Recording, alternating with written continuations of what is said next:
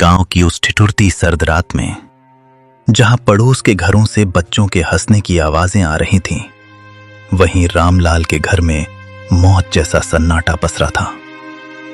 रामलाल, जिसने कभी बड़े बड़े भोज में राजाओं की तरह 56 भोग परोसे थे, आज अपनी ही बहू की जली हुई और सख्त रोटियां निगलने को मजबूर था। किस्मत का खेल देखिए, जिस हाथ ने सबको खिलाया, आज वही हाथ कांप रहे थे। थाली को पैर से जमीन पर घसीटते हुए, लो निगल लो इसे, सारा दिन खटिया तोड़ते हो, कम से कम ये जली रोटियां तो खा ही सकते हो। और सुन लो बुढ़े, कल सुबह सूरज निकलने से पहले आंगन चकाचक साफ मिलना चाहिए। मुफ्त की रोटियां तोड़ना बंद करो। तुम्हारी इस खांसी और मनहूसियत ने घर का सुकून छीन लिया है। बेटी, गला सूख रहा है। अगर थोड़ा सा गुड़ का टुकड़ा मिल जाता तो ये सूखी रोटी अंदर उतर जाती। गुड़ चाहिए इन्हें?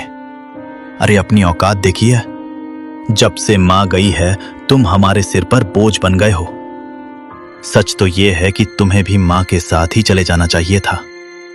अब यहां हमारे टुकड़ों पर पल रहे हो, और नखरे ऐसे जैसे अभी भी किसी रियासत के रसोइये हों। बेटा, जिस दिन तू पैदा हुआ था, उस दिन मैंने पूरे गांव को घी के लड्डू खिलाए थे। तुझे अपनी हथेलियों पर छांव देकर बड़ा किया।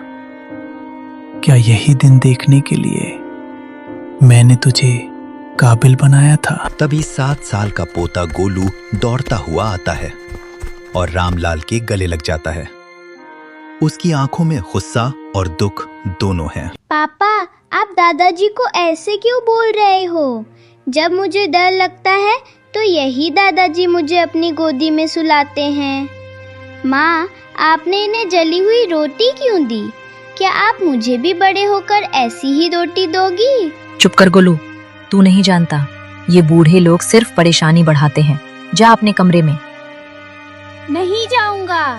पापा, दादाजी बोझ नहीं है, ये तो हमारे घर का आशीर्वाद है।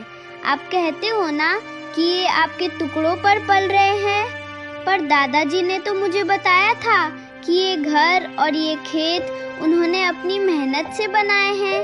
फिर ये आपके टुकड़े कैसे हुए? गोलू, तू छोटा है, बड़ों के बीच मत बोल। रामलाल का दर्द तो फिर भी खुले आसमान के नीचे था, जिसे हवाएं सहला देती थीं, पर नेकी राम की सिसकियां उन 4 दीवारों के पीछे दम तोड़ रही थीं, जिन्हें उसने खुद अपने पसीने से सींचा था। उसका बेटा पवन और बहू शीला ने उसे घर के पीछे एक ऐसे स्टोर रूम में फेंक दिया था, जहां कबाड़ और मकड़ी के जालों के सिवा कुछ न था। उस अंधेरी कोठरी में नेकी राम का वजूद भी उस पुराने सामान जैसा हो गया था, जिसे अब कोई छूना नहीं चाहता।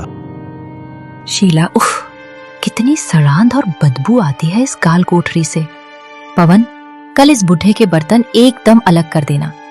मेरे बच्चों को सख्त हिदायत है कि इनके हाथ का छुआ पानी भी ना पिएं, कहीं कोई बीमारी ना लग जाए। और हाँ, आज इन्हें रात का खाना मत देना, सजा मिलनी चाहिए इन्हें। आज गलती से इन्होंने दीवान खाने के सोफे पर हाथ रख दिया था, सारा सोफा गंदा कर दिया। बेरहमी से कमरे के अंदर झांकते हुए, बिल्कुल सही कह रही हो शीला। पिताजी, आपकी वो पुरानी डायरी और वो टूटा हुआ चश्मा मैंने आज सुबह ही कूड़े के ढेर में फेंक दिया है। अब आपको पढ़ने लिखने की क्या जरूरत? आप बस इस अंधेरे कोने में पड़े रहिए और अपनी मौत का इंतजार कीजिए। हमारी जिंदगी में दखल देना बंद कर दो। बेटा पवन, अपनी जवानी की एक एक पाई जोड़कर मैंने ये आलीशान घर बनाया था, ताकि तू और तेरे बच्चे सुकून से रह सकें।